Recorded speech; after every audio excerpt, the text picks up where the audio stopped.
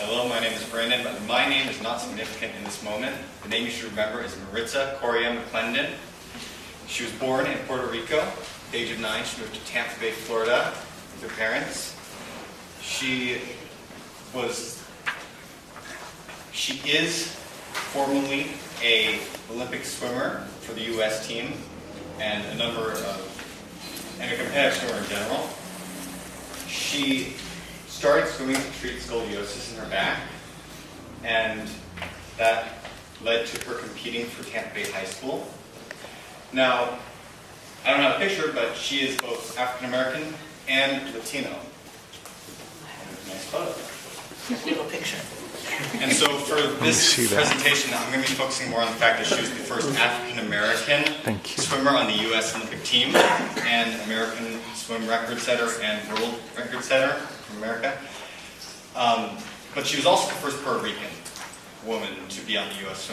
Olympic team. So it's sort of this double hidden figure element.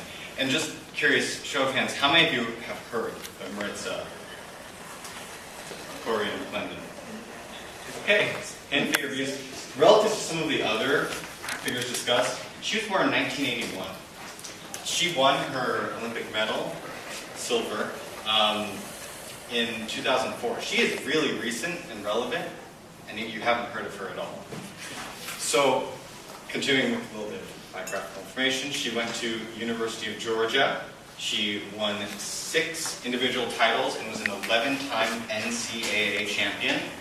She joined the 2004 Olympic team, being the first African American woman and first Puerto Rican woman to do so. There she placed silver. She also won quite a few world records in swimming that wasn't the Olympics. There's a separate world championship for swimming.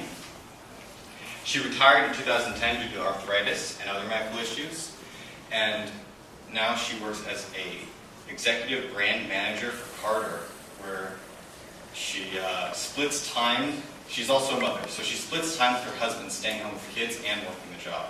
So she has a lot going on.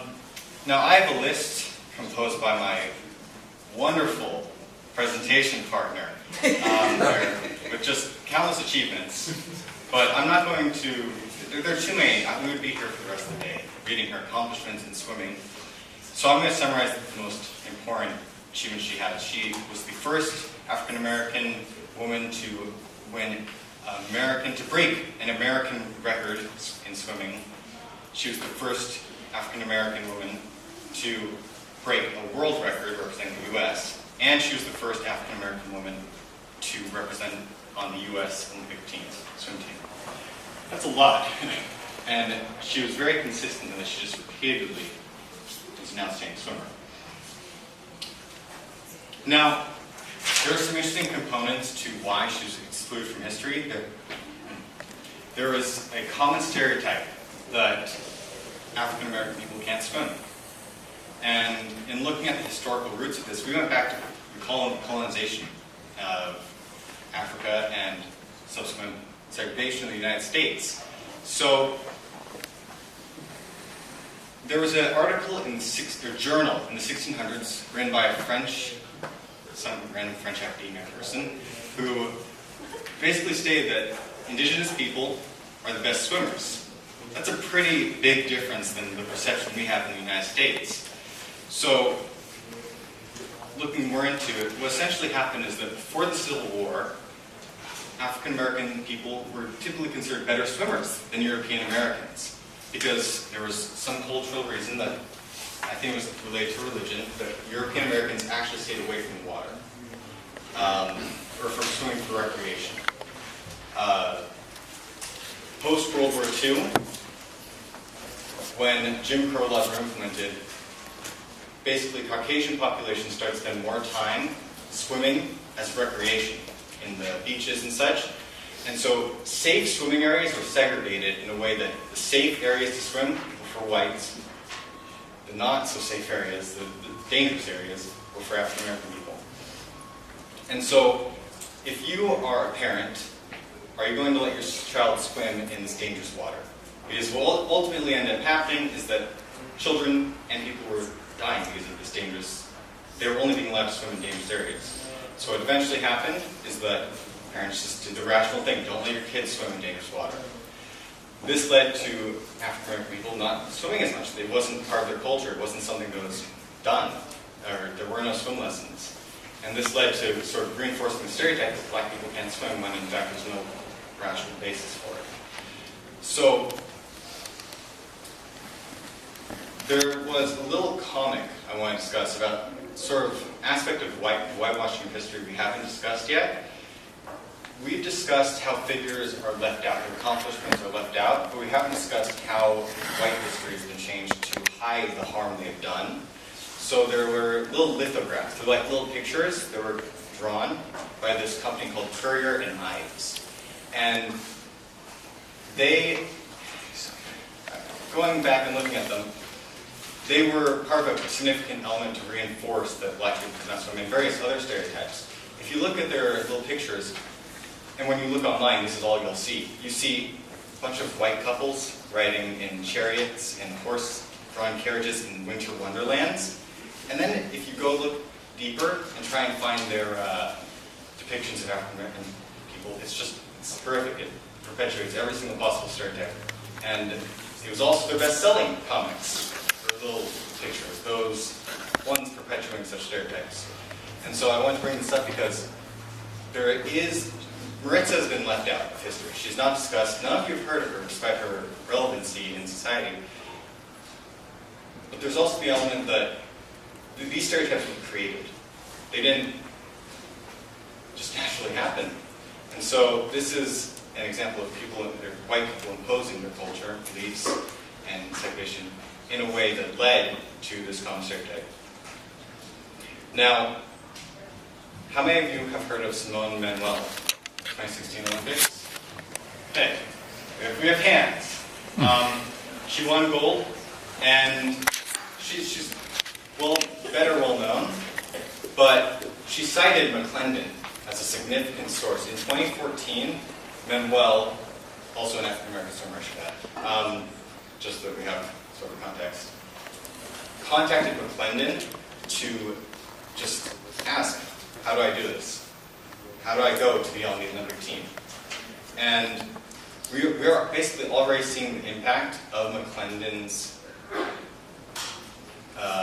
like being a role model for young African American girls to look to be, they can be a Olympic swim athlete. There was an interesting, that way, sorry. McClendon wrote an article around 2014 and a little later, 2016 again, that she regretted not being more vocal about her accomplishments, that she in a way had also diminished strong experiences, which led to her accomplishments not being discussed. It was an interesting article where she said that once she saw her impact on Pasquel and how it helped her get gold at the Olympics, she realized she could have such an impact on other young African American women. So, what is the significance of this? It's exactly that, is that by getting out there and knowing the name Maritza Correia McClendon, you can know an African American woman was a fantastic Olympic U.S. swimmer. This can help young black women see a role model and hopefully start alleviating the segregation, like the misrepresentation, I guess, of African American people as swimmers. And I think we can already see the changes in Manuel being a little more well known as sort of this shift that people hopefully aren't going to have the stereotype that black people can't swim. Now, that doesn't mean we shouldn't acknowledge the name Maritza Correia McClendon as the source of this change. Thank you.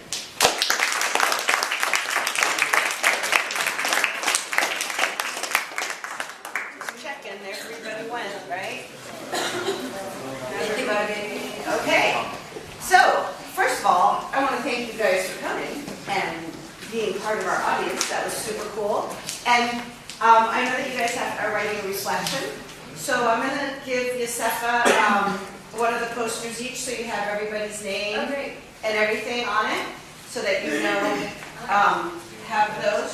so pass those back, please. And I also just want to say that one of the things that I hope you guys are taking away from this is that representation does matter. It matters that we see people who look like us and are like us and provide role models so that we all know what we can accomplish. And so, hence the hashtag representation matters. And next semester, I'm going to try and go big. I'd like people to actually submit their hidden figures to a website, hashtag representation matters. So, thank you so much for everybody for coming. And Dave. Thank you. Yay. Woo-hoo. Thank you.